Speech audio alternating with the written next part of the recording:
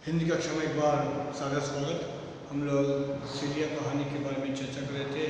तो सिलिया का कुछ अंश हो चुका है, जैसे कि सिलिया की जो बचपन की जो स्थिति है उनके बारे में हम लोग चर्चा कर रहे थे। यहाँ पर उनकी माँ जो है उनको प्रोत्साहन करने के लिए आगे आती है, कहती है कि मेरी बेटी आगे खूब पढ़ेगी, अपने पैरों के ऊपर खड़ी हो जाएगी।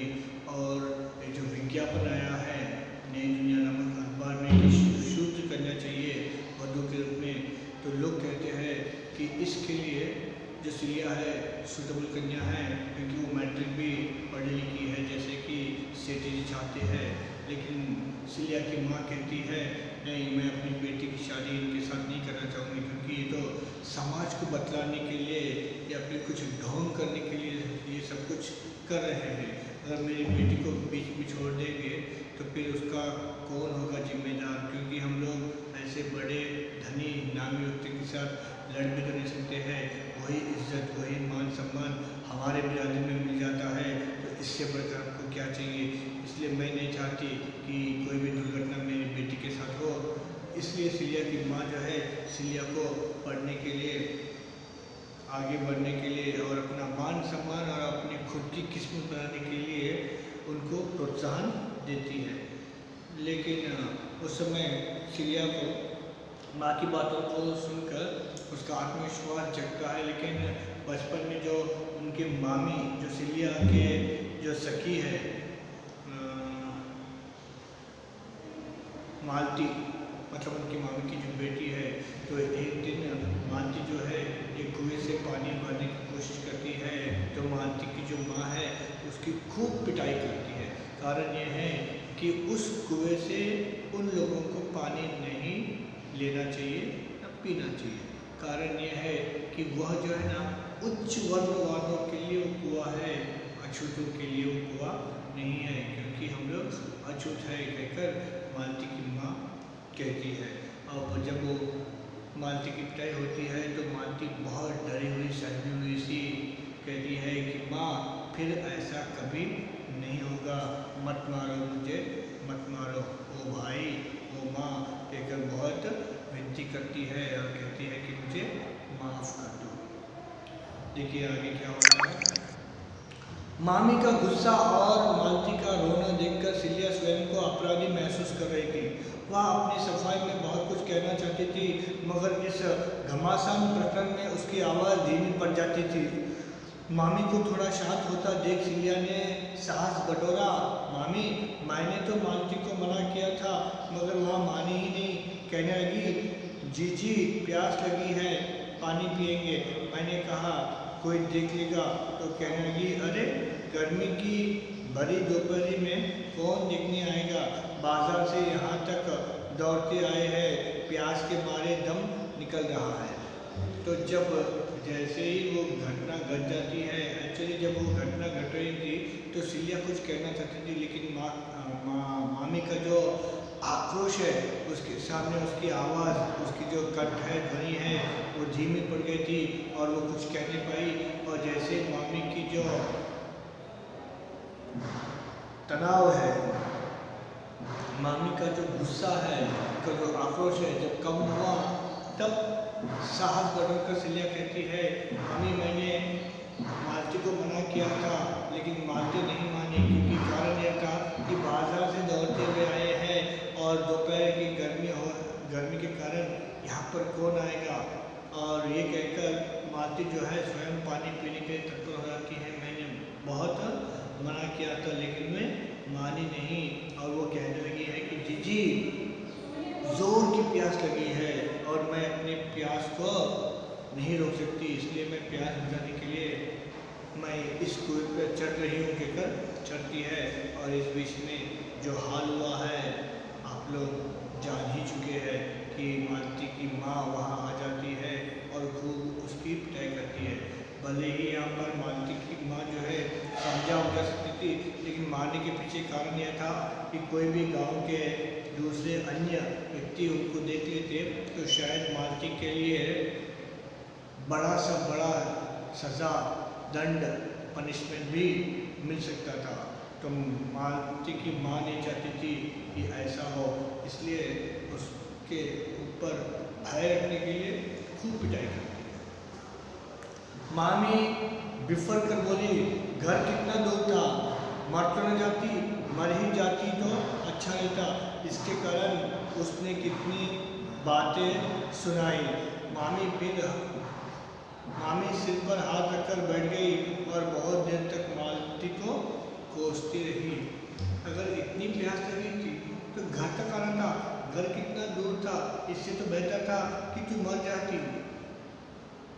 लेकिन उस कुएं को टच न करती, क्योंकि वह कुआं केवल उन व्यक्तियों के लिए है जो इस गांव के बड़े कुल में जन्म लिए हैं, अग्रकुल में जन्म लिए हैं। हम जैसे लोगों के लिए उस कुएं तक पहुंचना अपराध नहीं बल्कि पाप है, क्योंकि सदियों से ब्रेन में जब वो फिक्स किया गया है तो उसी को कंटिन्यू कर रहे थे। क्यों कहकर पूछने वाले हमारे समाज में बहुत कम लोग थे, और इस कारणवश जो है मालती की माँ जो है सर के ऊपर हाथ रखती है, बहुत समय तक का मालती को कोसती रहती है। सिलिया अपने पैरों के पास की जमीन देखने लगी। सच बात थी, गाडरी मोहल्ले के जिस कुएं से मालती ने पानी निकाल कर पिया था, वहाँ से बीच 25 कदम पर ही मामा मामी का घर है, जिसकी रस्सी बाल्टी और कुएं को छूकर मालती ने अपवित्र कर दिया था।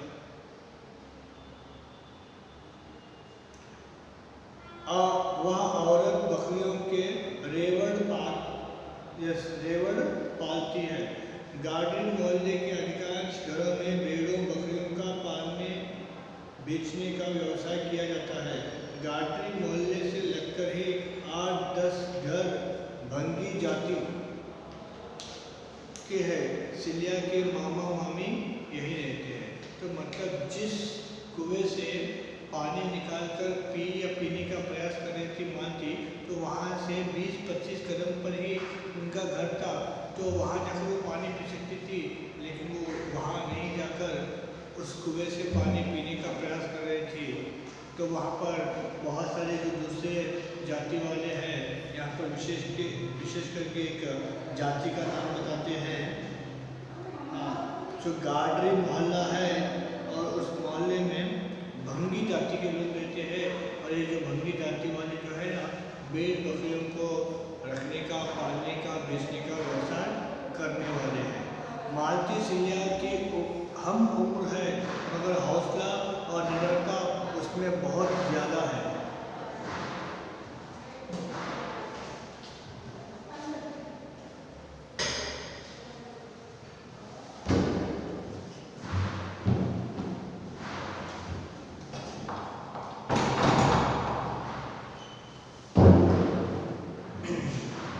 क्षमा कीजिए, बाहर से कुछ ज़्यादा आवाज़ आ रही है, तो खिड़की और दरवाज़ा दोनों बंद कर दिया। तो मालती सिलिया की हम उम्र है, मगर हौसला और निडरता उसमें बहुत ज़्यादा है। जिस काम को नहीं करने की नसीहत उसे दी जाए, उसी काम को करके वह खतरे का सामना करना चाहती। सिलिया गंभीर और सीधे सरल स्वभाव की आज्ञाकारी लड़की है। ओके, तो मालती जो है ना, सिलिया दोनों का उम्र ऑलमोस्ट सेम है, लेकिन सिलिया से अधिक हौसला और निडरता उसमें अधिक ज़्यादा था। सिलिया से भी ज़्यादा निर्भयी और ज़्यादा आत्मविश्वास वाली लड़की थी मालती। तो जिस काम को नहीं करने की नसीहत उसे दी जाए, उसी काम को करके आती है। जैसे कि माता पिता ने कहा था कि उस कुएं के पास न जाना, न ही उस कुएं से पानी पीना, लेकिन वो क्या करती थी, उसी कुएं के पास जाती थी और उस कुएं का पानी पी के वापस आती। सिलिया जो है सहज सरल लड़की है, जो कहा जाता है उसी को करने वाली है। और सिलिया गंभीर और सीधे सरल स्वभाव की ओबीडियंट लड़की है। हाँ, नॉट ठीक है, आपकी तरह समझिए, ओबीडियंट लड़की, आज्ञाकारी, मतलब जो बड़ों का कहने वाली कन्या, आज्ञाकारी लड़की थी सिलिया। अगर आप भी बड़ों की बात सुनते हैं तो आप भी आज्ञाकारी लड़का या लड़की हो सकते हैं। मालती को रोते देख उसे खराब जरूर लगा, मगर वह इस बात को समझ रही थी कि इसमें मालती की ही गलती है। जब हमें पता है कि हम अछूत दूसरों के कुएं से पानी नहीं भर सकते तो फिर वहाँ जाना ही क्यों। जब वो मालती हो रही थी तो इसको बहुत बुरा लगा, क्योंकि मामी ने उसकी खूब पिटाई की है और उसे बुरा भी लगा। लेकिन सिलिया यह समझती है कि इसमें मालती की ही गलती है। जब उसे पता है कि हम अछूत है और दूसरों के कुआं से हमें पानी नहीं भरना चाहिए तो गई क्यों, जाना ही नहीं चाहिए हमें।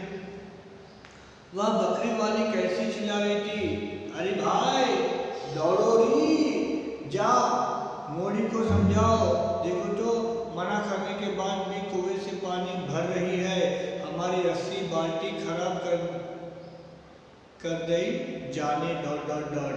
मतलब जब ये मालती उस कुएं के ऊपर चढ़ गई है, बाल्टी और रस्सी को टच करती है तो भेड़ बकरी चलाने वाली या फिर उसका देखभाल करने वाली एक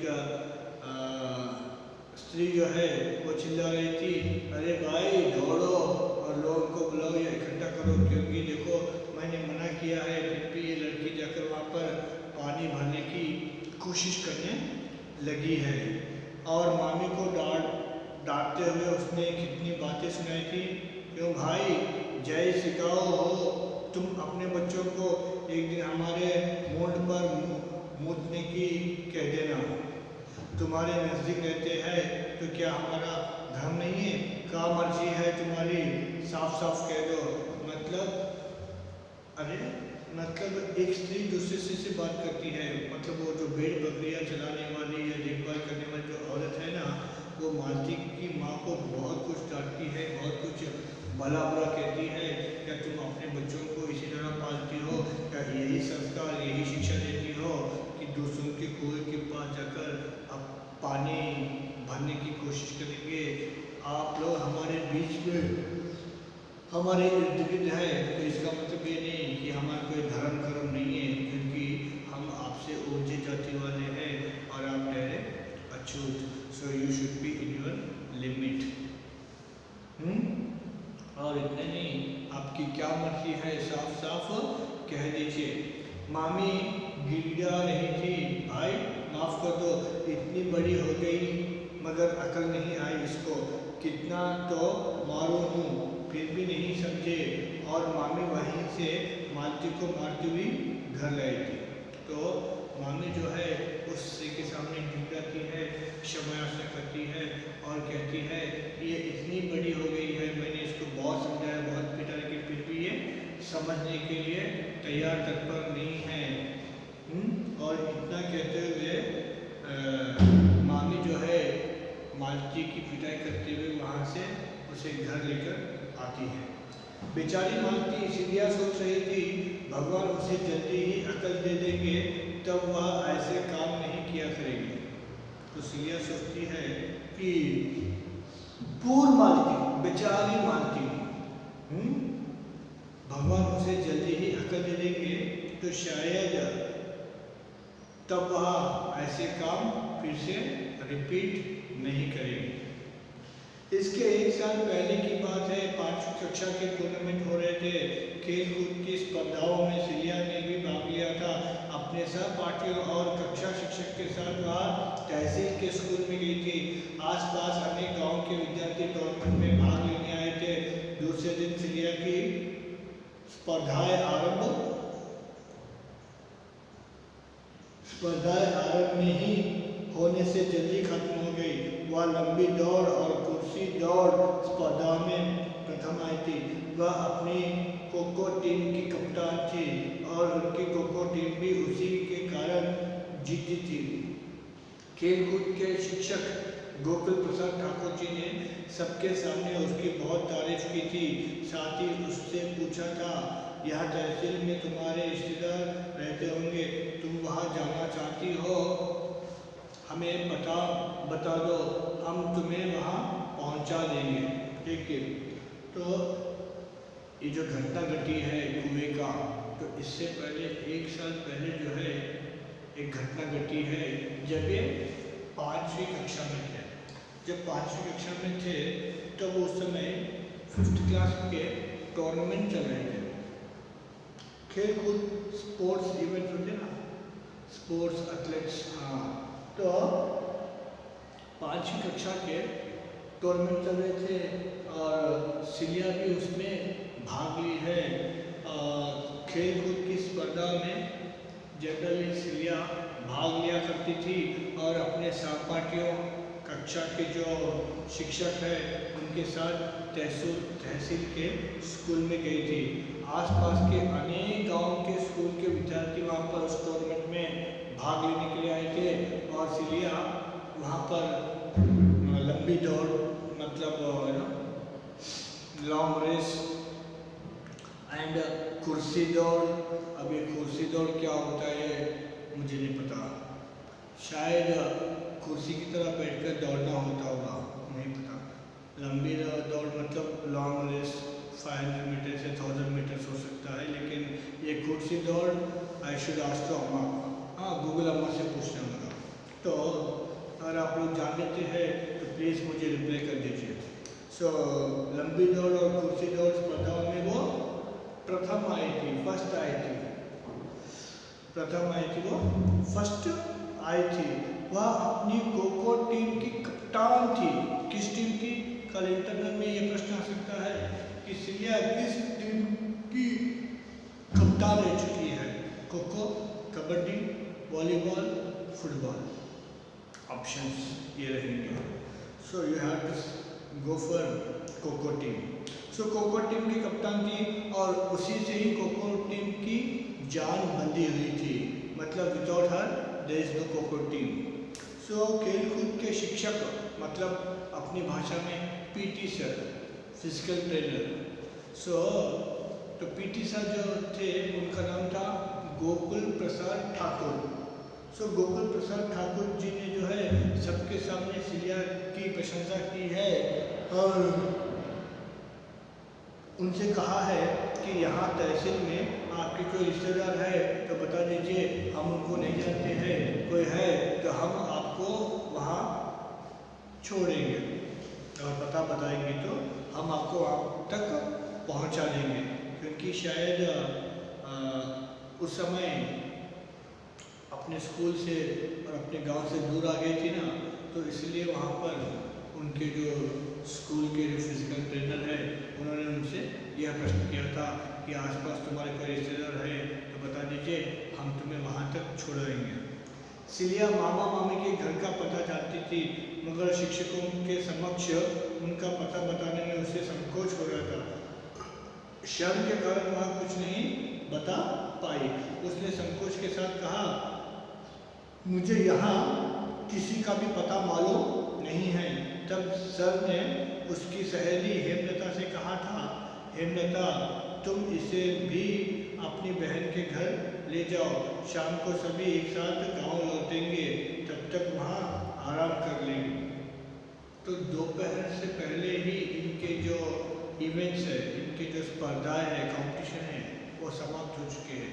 तो दोपहर से लेकर शाम तक यहाँ पर बैठ के फ़ायदा क्या है, इसलिए उनके जो सर है या फिर पीटी सर है गोकुल प्रसाद ठाकुर जी ने उनसे पूछा था कि आसपास तुम्हारे कोई रिश्तेदार है तो बता दीजिए, हम आपको वहाँ तक पहुँचा देंगे।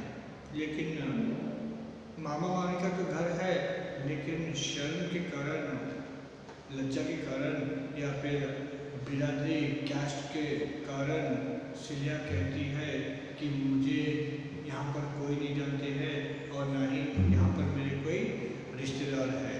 तो यह बात सुनने के बाद सर कहते हैं ठीक है।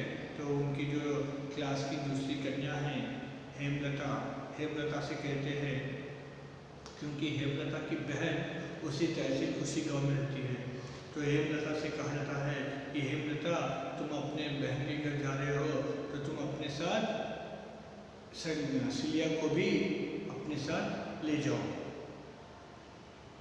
और भले ही तुम शाम तक आराम कर लेना और फिर शाम को वापस यहाँ आ जाना और इवनिंग सब के सब हम लोग अपने गांव फिर वापस लौट जाएंगे।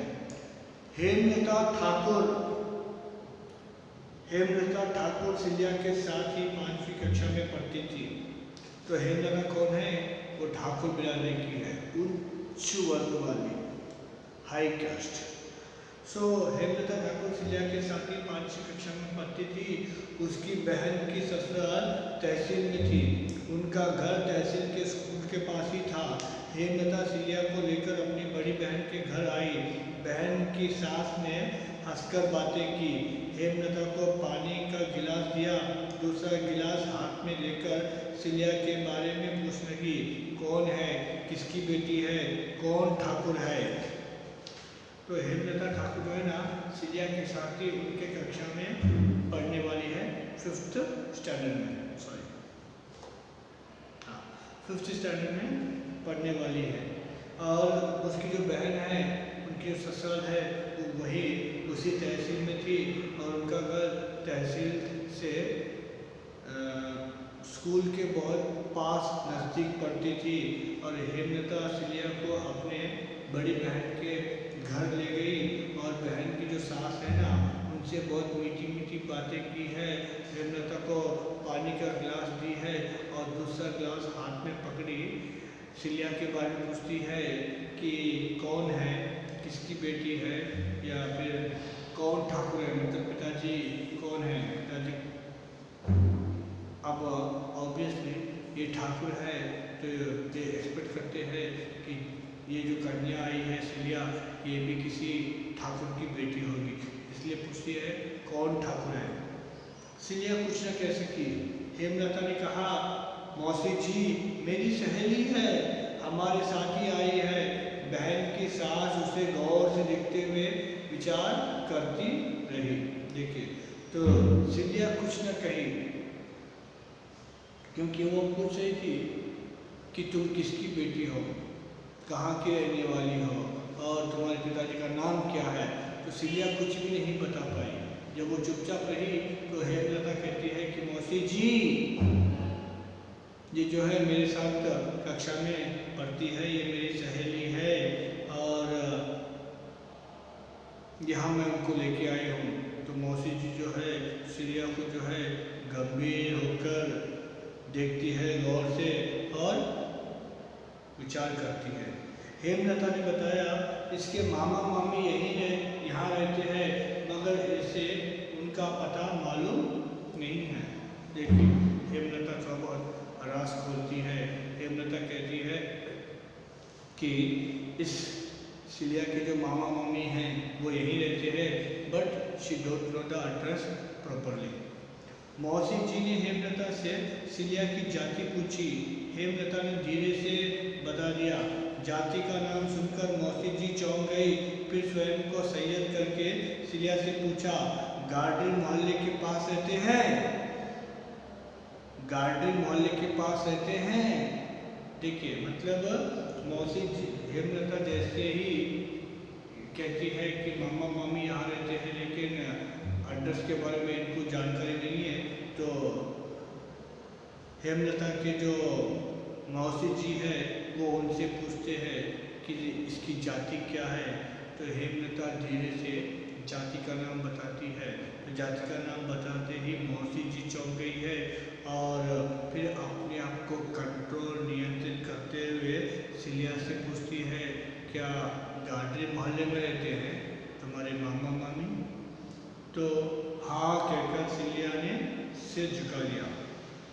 हाँ कहकर सिलिया ने सिर झुका लिया। अब गार्डन मोहल्ले में रहना कोई गुनाह, पाप, अपराध, क्राइम तो नहीं है, लेकिन फिर भी वो सिर झुकाती है, क्योंकि गार्डन मोहल्ले के आसपास एक वो जाति वाले रहते हैं जहाँ पर भेड़ बकरियों को पालन करने वाले, खरीदने वाले, बेचने वाले, और दूसरे है ये छोटे या निम्न जाति के लोग, जिनको हम लोग दलित या अछूत कहते हैं। तब मौसी जी ने अतिरिक्त प्रेम जताते हुए कहा, कोई बात नहीं बेटी, हमारा भैया तुम्हें साइकिल पे बिठा के वहाँ छोड़ आएगा। ऐसा कहते हुए मौसी जी पानी का गिलास लेकर अंदर चली गई। देखिए, तो जैसे मैंने पूछा है क्या गार्डन मोहल्ले में रहते हैं, तो सिलिया हाँ कहती है, सर झुका लेती है। और मौसी जी जो है ज़्यादा ओवर प्रेम बताते हुए, ओवर प्रेम एक्सप्रेस करते हुए वो कहती है कोई बात नहीं बेटी, तुम्हारे हमारे भैया जो है तुम्हें अपने साइकिल पे बिठाकर तुम्हें उनके यहाँ, मतलब तुम्हारे मामा मामी के यहाँ छोड़ आएगा। ऐसे कहते हुए जो गिलास का, पानी का जो गिलास है जो उनको देने के लिए आई थी, जबकि बहुत प्यास लगी हुई थी, क्योंकि खेल कूद करने के उपरांत ऑब्वियसली ज़्यादा प्यास लगती है, क्योंकि थक जाते हैं दौड़ते हुए या फिर खेल खेलते हुए।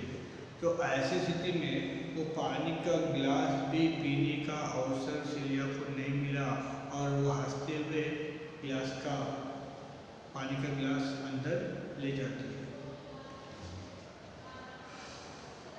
मौसी जानती थी कि उसे प्यास लगी है, फिर भी जाति का नाम सुनकर वह पानी का गिलास वापस ले गई। सिलिया को प्यास लगी थी, मगर वह मौसी जी ने पानी मांगने की हिम्मत नहीं कर सकी। पानी मांगने पर क्या वह देने से इनकार कर देती? सिलिया को यह प्रश्न खल रहा था।